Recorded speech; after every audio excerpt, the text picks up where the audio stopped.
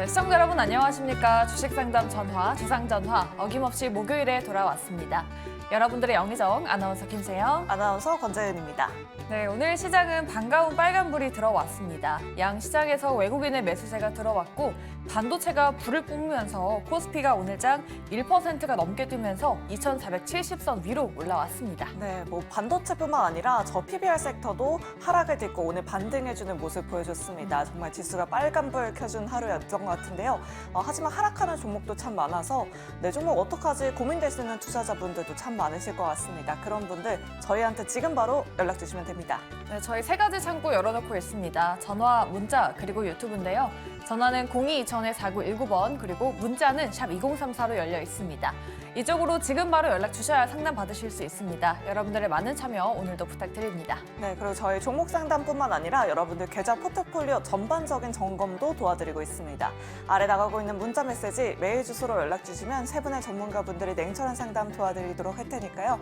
여러분들의 많은 참여 부탁드리도록 하겠습니다. 네, 그럼 저희 본격적으로 목요일의 주식 상담 전화, 주상 전화 출발해 보도록 하겠습니다.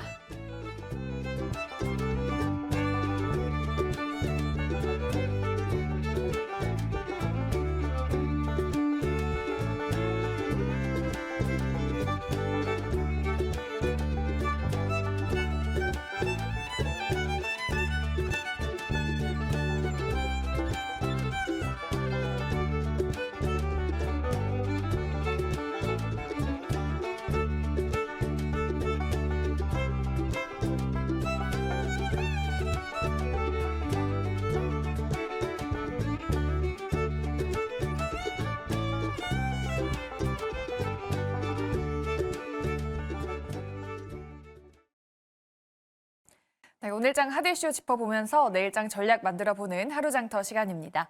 오늘 목요일은 이 세 분과 함께하도록 할게요. 이화진 과장, 이지은 대표, 이주호 본부장 모셨습니다. 세 분 안녕하십니까? 네, 금요일을 앞둔 시장 다행히 상승이 나왔는데요. 저희가 내일장 준비 한번 든든하게 해보도록 하겠습니다. 첫 번째 이슈부터 바로 만나보도록 할게요. 네, 첫 번째는 반도체, 정말 매일 이야기하는 것 같습니다. 오늘 반도체주가 기지개를 켰고요. 그 안에서 유리기판 관련주가 불을 뿜었습니다. 내일은 삼성의 잠정 실적이 나오게 될 텐데 이미 실적에 대한 눈높이가 높아져 있는 상황이고요. 또 SK하이닉스 역시나 미국에 공장을 짓는다라는 소식이 들려오면서 삼성과 하이닉스도 좋은 소식들이 들려오고 있습니다. 그럼 여기서 궁금해지는 게 삼성과 하이닉스 둘 중에 어느 쪽이 업사이드가 높을까인데요. 이 부분은 이화진 과장님과 함께 이야기 나눠보도록 할게요. 만약에 과장님께서 지금 베팅을 하신다면은 삼성과 하이닉스 어느 쪽에 좀 손을 들어두실까요? 일단은 삼성전자가 지금 외국인 수급이 더 강하게 들어오고는 있습니다. 내일 잠정 실적 발표가 제가 볼 때는 한 영업이익으로 반도체 기준으로만 1조 이상만 나와도 저는 크게 좀 선방을 했다고 생각을 하고 있는데 저희 당사 같은 경우는 대략 이번 디램 쪽은 1.8조 그리고 낸드 쪽은 2천억 적자 정도가 나올 것으로 보이고 있는데 그런 도합 한 1.6조에 대한 흑자 전환을 좀 기대할 것으로 보이고 있습니다. SK 하이닉스 같은 경우가 4분기 때 한 2천억 정도 나왔었는데 이번에 한 1.8조 정도 예상을 하고 있습니다. 그만큼 1분기는 다 잘 나올 것으로 보이고 있는데 오늘 사실 마감 끝나고 나서 삼성전자 같은 경우는 오히려 외국인과 기관의 수급들이 또 한번 들어왔습니다. 13일 연속으로 외국인 수급이 계속 들어오고 있다는 점.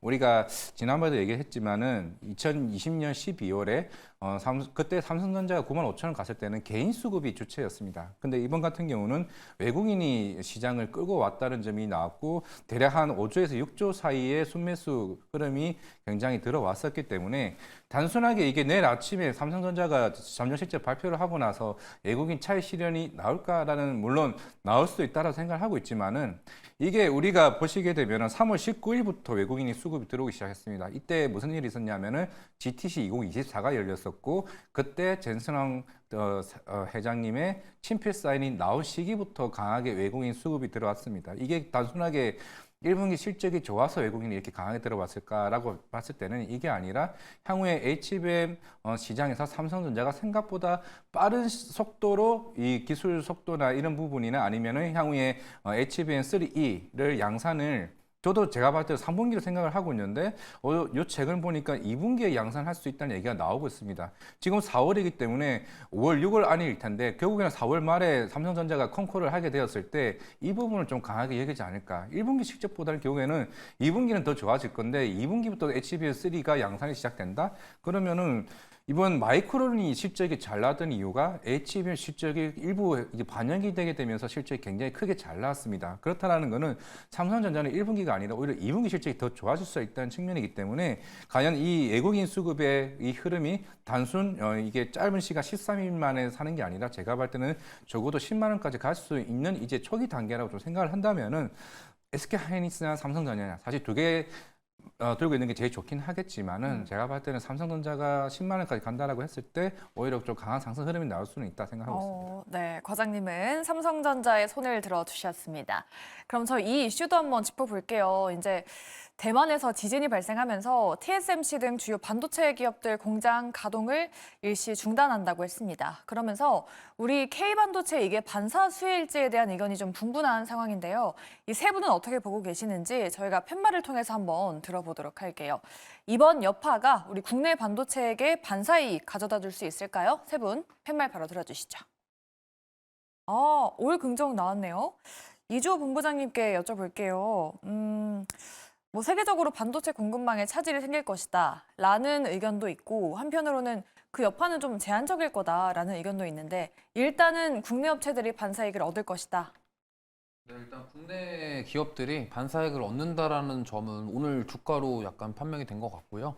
그리고 뭐 공급망 차질이 생긴다 이거는 좀 약간 너무 좀 앞서간 거 아니냐 좀 이렇게 생각을 하고 있습니다. 어쨌든 그런 뭐 지질학적으로 문제가 생긴 부분이기 때문에 전혀 예상을 하지 못했던 부분이고 그래서 어쨌든 가동이 중단되는 부분들은 우리나라 입장에서는 반사이익을 얻을 수 있는 부분이기 때문에 그 부분을 참고하시면 좋겠고요. 근데 사실 어제 TSMC 주가 자체는 빠지지 않았거든요. 그렇기 때문에 이게 일시적으로 어느 정도 제한된 그런 모습을 보일 수는 있겠지만 이게 뭐 반도체 공급망을 막 무너뜨릴 정도로 그러한 상황은 아닐 것 같다. 저는 이렇게 생각을 하고 있습니다. 그렇지만 어쨌든 그러한 이슈가 있었기 때문에 오늘 우리 국내 주식시장, 특히나 반도체 관련 주들은 그로 인한 반사이익을 어느 정도 보지 않았을까. 반사이익에 대한 기대감이 주가에 좀 반영되었다. 이렇게 보고 있고요.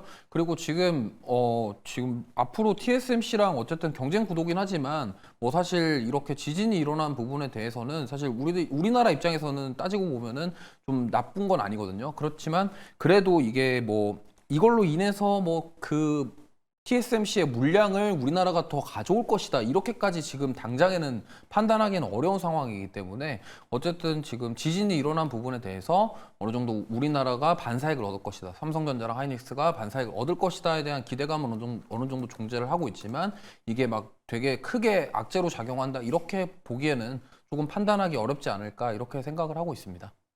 네, 알겠습니다. TSMC 발 이슈도 한번 저희가 짚어봤고요. 마지막으로 오늘 유리기판 관련주가 정말 폭주했습니다. YC캠이 상한가를 기록했고요.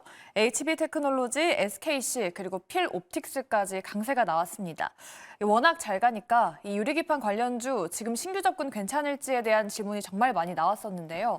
과연 세 분은 어떻게 보시는지 저희가 긍정과 부정 팻말을 통해서 한번 들어보도록 할게요. 오늘 달렸던 유리기판 관련주 과연 지금 잡아도 괜찮을까요? 세 분 팻말 바로 들어주시죠. 긍정 중립 두 분 그리고 긍정 한 분입니다. 이지은 대표님은 중립을 들어주셨거든요. 오늘 좀 워낙 많이 올라서 그런 걸까요? 좀 시세가 추가적으로 나지 않을까 싶긴 한데.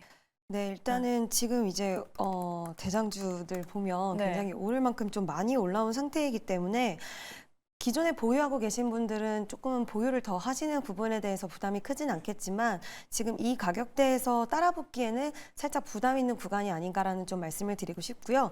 이 관련된 이제 유리기판에 대한 모멘텀이 좀 이어진다라고 한다면 약간의 쉬어가는 모습을 보였다가 다시 한번 달려줄 수 있기 때문에 그런 쉬어가는 흐름을 그러니까 지금 당장 공략보다는 약간의 눌림, 쉬어가는 흐름 때 좀 도전을 해보시면 어떨까라고 생각을 하고 있고 만약에 그럼에도 불구하고 나는 지금 기판 쪽의 모멘텀이 너무 좀 마음에 든다 하시는 분들은 대장주가 이제 필옵틱스인데 대장주보다는 캠트로닉스라던가 SKC 그나마 조금은 덜 오른 종목들 위주로 지금은 좀 신규 접근이 가능하실 것 같고요. 일단은 꿈의 기판이라고 불리면서 굉장히 시장에서 지금 기대 심리가 높아진 상황이고 앞으로 결국에 지금 시장은 계속해서 반도체 종목들에 대한 이제 좋은 인식, 업황에 대한 좋은 부분들을 계속 발견을 하다 보니까 어떠한 이슈가 나왔을 때 AI 모멘텀이 붙어주면은 굉장히 또 긍정적으로 시장에서 받아들이는 모습이기 때문에 이번에 끝났다라고 생각은 하진 않지만 지금 달려가는 말에 좀 올라타기에는 살짝 부담이 있기 때문에 그 이유로 중립을 드렸고요. 그럼에도 불구하고 좀 한번 투자를 해보고 싶다 하시는 분들은 덜 오른 종목들 위주로 좀 투자를 진행하시는 게 맞지 않나라는 의견 드리고 싶습니다. 네. 유리기판 추세가 꺾인 건 아니지만 워낙 또 오늘 급등했기 때문에 조정을 줄 때 들어가 보자 아니면 덜 오른 종목 쪽을 보자라고 의견 주셨습니다. 이렇게 유리기판에 대한 전략까지 저희가 만들어 봤고요. 반도체 이슈 다음으로 저희가 짚어볼 두 번째 이슈도 열어보도록 할게요. 네, 두 번째는 구리값은 오르지만 전력은 부족합니다. 요즘에 글로벌 원자재 가격이 심상치 않습니다. 구리 가격이 계속 오르고 있고요. 또 이 전력은 AI 반도체 때문에 이 전력 부족에 대한 이야기가 계속 나오고 있는 상황입니다. 오늘도 HD 현대일렉트릭, 효성중공업까지 신고가를 써냈고요. LS 일렉트릭도 14% 가까이 급등이 나왔습니다. 과연 이러한 종목들 최근에 우상향 이어가고 있는데요. 지금 눈여겨봐도 괜찮은 타이밍일까요? 세 분의 의견부터 한번 들어보고 이야기 나눠보도록 할게요. 전력기기 관련주 지금 주목해도 괜찮을까요? 팻말 들어주시죠. 올 긍정 나왔습니다. 이주호 본부장님께 여쭤보도록 할게요. 지금 기회를 안 주고 좀 날아가고 있는 상황이긴 한데 지금이라도 잡아야 될까요? 근데 요즘에 분위기를 보면요. 네. 한비반도체도 자꾸 고점인데 계속 고점을 높여가는 모습을 보였고 테크인 같은 종목도 고점에서 조정이 거의 없이 계속 올라가고 있고요. 그다음에 또 하나에어로스페이스도 마찬가지고요. 계속 고점에서 조정 기회를 안 주고 올라가는 양상을 보이고 있습니다. 근데 지금 이 전력기기 쪽도 마찬가지거든요. 효성중공업부터 시작해서 재룡전기, 그다음에 HD 현대일렉트릭 이런 종목들이 지금 고점에서 계속 고가로 높여가고 있는 그런 모습이 나오고 있기 때문에 근데 이제 그렇다고 해서 역시나 그 종목을 따라가기에는 지금 신규 접근은 굉장히 부담스러운 가격이 맞습니다. 특히나 이제 계속 고점을 올려가고 있습니다만 언제 조정이 나와도 안 이상할 정도의 지금 상승률을 보이고 있기 때문에 그래서 아까 뭐 이진 대표님 말씀하신 것처럼 만약에 이거와 관련해서 공략을 하시겠다 하시면 상대적으로 덜 오르고 지금 아직도 고점을 경신하지 못한 그런 종목군들이 좀 있거든요. 그런 종목군들을 좀 보시는 게 좋을 것 같고 그게 어떤 종목들이에요? 굳이 말씀을 드리자면 네. 지금 LS 일렉트릭 같은 경우는 사실 변압기 부분은 주목을 못 받았습니다. 근데 지금 배전반 관련해서 이 기업은 정말 국내 탑이라고 할 수 있거든요. 그래서 LS 일렉트릭 같은 경우는 아직 저는 올라갈 자리가 조금 더 남았다 이렇게 생각을 하고 있고요.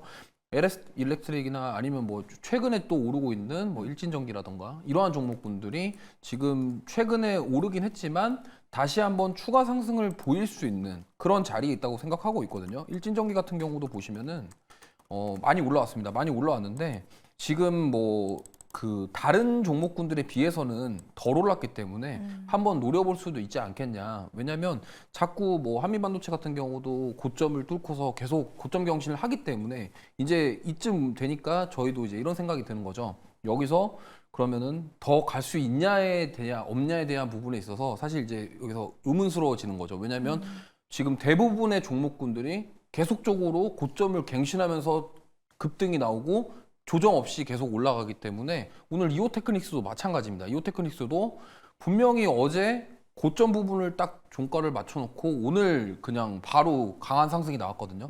그러다 보니까 이제 그 고점에 노는 종목군들이 이제는 매물대를 돌파를 해버리면은 이제 시작인가 이런 생각이 들 정도로 지금 한미반도체, 테크윙, 그다음에 뭐 이러한 대부분의 지금 잘 가는 종목군들이 다 그런 식으로 지금 상승이 나왔기 때문에 저희가 이제 뭐 여기서 이게 여기까지 왔으니까 끝이다. 조정 매수를 기다려보자 이렇게 또 생각하는 것보다 역발상으로 오히려 그러면은 여기서 한 번 더 점프업 할 수 있지 않겠냐에 대한 부분도 고민을 하셨으면 좋겠습니다. 하지만 사실 이 가격대에서 매수를 한다, 신규 접근을 한다라는 거는 어떻게 보면 추격 매수이기 때문에 비중을 너무 많이 태우시지 마시고 적당한 비중 선에서 감당할 수 있는 그리고 빠지면은 내가 추가 매수를 하겠다라는 어느 정도 계획을 잡아두시고 접근을 하시는 게 조금 더 리스크를 줄일 수 있는 투자가 아닐까 이렇게 생각해보고 있습니다.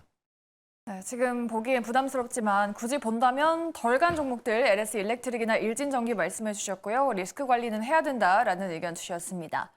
이화진 과장님도 긍정을 주셨는데 그러면은 뭐 지금이라도 좀 들어가야 될지 사실 내일 돼서 또 상승이 나오면은 어제 들어갈 걸 이런 후회를 또 한단 말이죠. 지금 어떤 전략 필요할지 그 안에서 본다면 어느 쪽을 좀 봐야 될까요?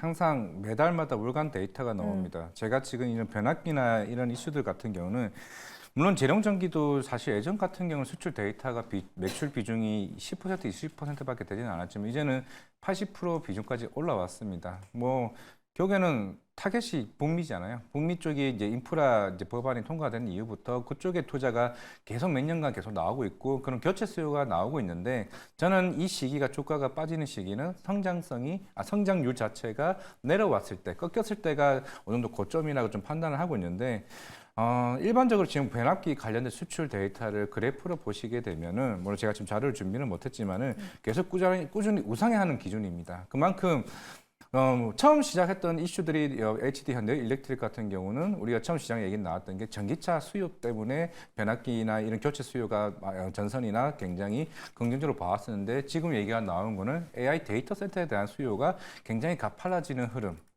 물론 오늘 같은 경우도 SK 하이닉스 인디애나 공장 증설, 그리고 최근에 샘 알트만과 마이크로소프트 앞에 45조 투자. 결국에 이런 AI 데이터 센터를 늘리기 위해서는 그런 전력에 대한 수요가 그만큼 클 수밖에 없다는 측면이 있습니다. 과연 여기서 끝날까요?